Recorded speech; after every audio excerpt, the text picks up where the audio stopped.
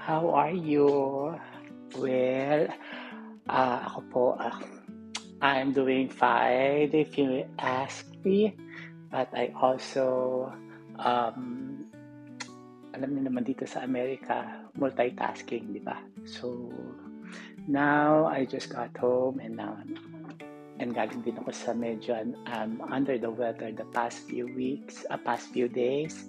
So, but yeah, at tagal ko rin hindi nagluto.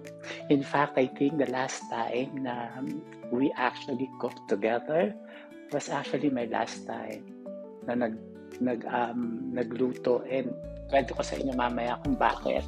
But thank you guys sa lahat mga nagjo-join. I miss you, and let me also get this chance to thank everyone sa mga nakapupunta sa kabila and watching my podcast. Hopefully, isa kayo sa mga nag-comments. Maraming salamat po sa lahat ng inyong comments. I truly appreciate it. Meron ba akong okay, meron akong sound. Can you, hi, Shadow? Do I just got, hi, thank you sa mga nagpapadala ng gift. Meron, okay.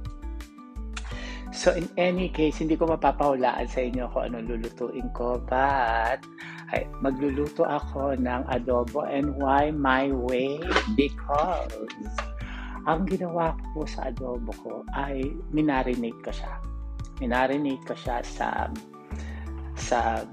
bawang, sa garlic, yung whole peppers, and then sa patis, sa anchovy sauce, konti na pero pinatisan ko siya, tapos konting seasoning. So let's see, at saka nilagyan ko rin siya ng garlic, ng ginger para mawala yung lansa. So tikman natin mamaya kung magtatagumpay ang aking adobo.